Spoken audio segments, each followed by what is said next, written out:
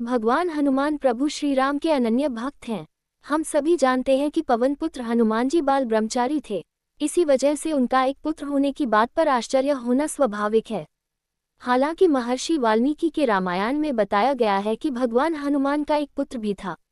वाल्मीकि रामायण में इससे संबंधित एक प्रसंग का वर्णन भी मिलता है। आइए पढ़ते हैं उससे जुड़ी कथा के बारे में। जब पाताल लोक के असुरराज अहिरावण ने भाई रावण के कहने पर प्रभु राम और लक्ष्मण को बंदी बना लिया था, वह प्रभु राम और लक्ष्मण को पाताल लोक लेकर चला गया था। तब हनुमान जी प्रभु राम और लक्ष्मण को खोजते हुए पाताल लोक पहुंच गए।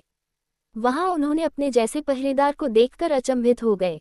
हनुमान जी की तरह दिखाई देने वाले पहरे पर खड़े हुए मकरध्वज ने स्वयं को हनुमान का पुत्र बताया। हनुमान जी इस बात को मानने को तैयार नहीं हुए, तो मकरध्वज ने अपनी उत्पत्ति की कथा सुनाई। मकरध्वज ने हनुमान जी से बोला कि आप जब माता सीता की खोज में लंका पहुंचे, आपको मेघनाद द्वारा पकड़कर रावण के दरबार में प्रस्तुत किया गया।